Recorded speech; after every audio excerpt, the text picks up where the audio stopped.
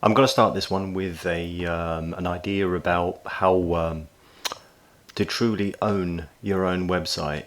The idea came about from an article that I wrote quite some time ago, and it's more to do with the concept of building a website for a client and the client pretty much doing it themselves. Historically, it has been interesting to see how clients of mine have come to Hertfordshire Web Design and suggested that they created the website initially through another medium, for example, Wix or Squarespace. But my argument is more to do with how that could actually be a bit of a folly. So the way that that actually started in the past was, this audio podcast has actually started, was mainly to do with reading back on an article that I wrote back in the day for Hertfordshire Web Design as a whole. And it would have been around about the early 2019, I think it was the 14th of Jan. And it's more to do with, and if you get a chance, do have a read through it, because this is pretty much covers the entire thing. And I'm going to try and break this up into parts as per my previous podcasts. But the way that I'm going to do it is just basically stop at specific points and lay it out so that you can understand the full picture. But the full picture really is the things that are just held back by the idea of consolidating specific media so that the client could actually be a little bit more in control of their information.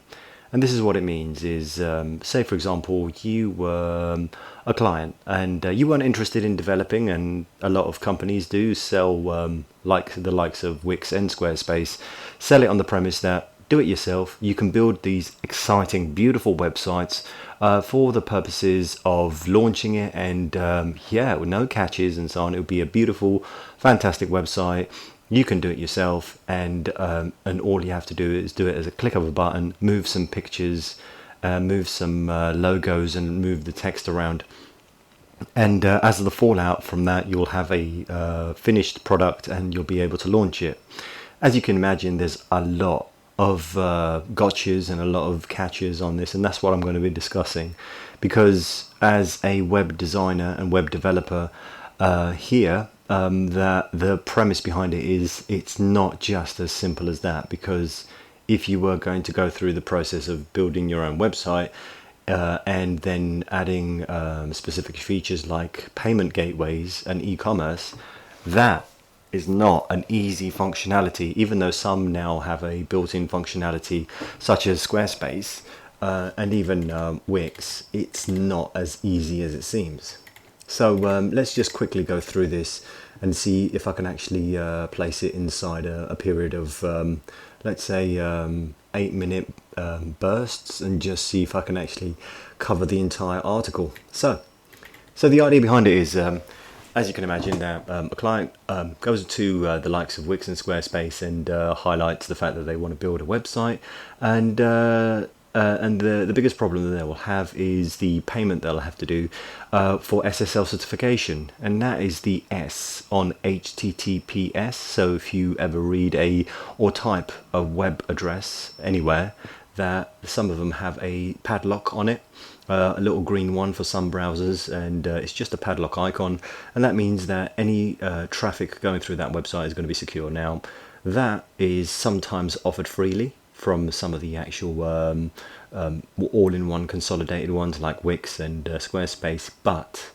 they are not 100% strong, because they have a certain amount of encryption, and that means how strong that is for, say, a hacker to actually get into or break apart or tear into, meaning that the quality of that encryption is quite important. And why does this matter? Well, in the world of GDPR these days, where you are thinking about privacy data, and in the world of e-commerce and payment gateways, they do require a stronger encryption methodology.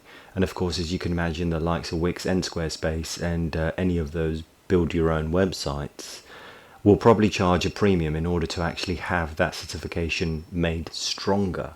So yes, having just a standard website that is technically a glorified business card, that's fine.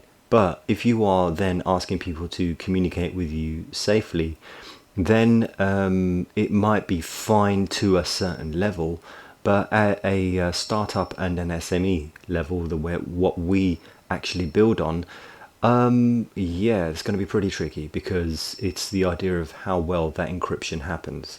And of course, some clients also require a payment gateway for the likes of PayPal, Stripe, and for example, any of the banks. They require a certain amount of security and a level of security that is standardized to a higher and more stronger encryption.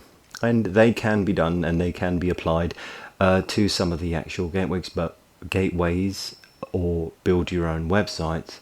But again, they have to be quite strong. So there's that to contend with. Is SSL certification is one example. And the important thing is to sort of understand exactly how professional companies do it. So the example that I've given in the article is the idea of what's called symbiosis. So this pretty much means that in the likes of, for example, the likes of Beats by Dr. Dre, which are the massive headphones, that they've become very popular, and you've seen them with the letter B on the side of the headphones and so on, and you understand exactly that this is a high-end brand. How this is built by in coordination with Apple Inc. is Apple isn't going to go to the likes of Wix or Squarespace in order to actually build their websites. They're going to require a professional agency to actually build and design and develop this product and actually launch it, and as a knock-on effect actually allow people to purchase the item online. So that's there to contend with. So if you're a startup, the one thing that they will request is, well, you're going to need some sort of level of high-end security in order to purchase these items, because you're dealing with customer data. You're going to require some sort of communication with any of the help and customer service features that Apple will provide for Beats by Dr. Dre. And that's a .com, by the way. And then there's the idea of how the actual product is finished, and it's going to be a bespoke website. So it might not be, that template may not be available, the look and feel may not be available through the vast array of features available by, say, the likes of Wix or Squarespace. Even though it's a matter of actually developing and changing the look and feel of the website, that the build on it has to have some sort of valid e-commerce functionality. So this example, as I quickly finish off this part of the explanation about owning your own website, Apple owns beatsbydrdre.com. Now, they own it because they know that they've paid the agency Think Basic Incorporated, or Inc., a certain fee in order to build the website bespoke. And the reason they've done this is because they know that the Think agency, Think Basic, all of the criteria will be met with regards to design, to the development, to security and functionality, including e-commerce and including GDPR functionalities. This is the idea of what a professional website actually looks like. So when the advertisements do rein in the idea of build your own professional website, it's not 100% true, because there are certain features that will not be available, that won't meet the criterias of standardized, finalized professional websites that you actually own yourself. So I'm going to wrap this one up and carry on with the next part.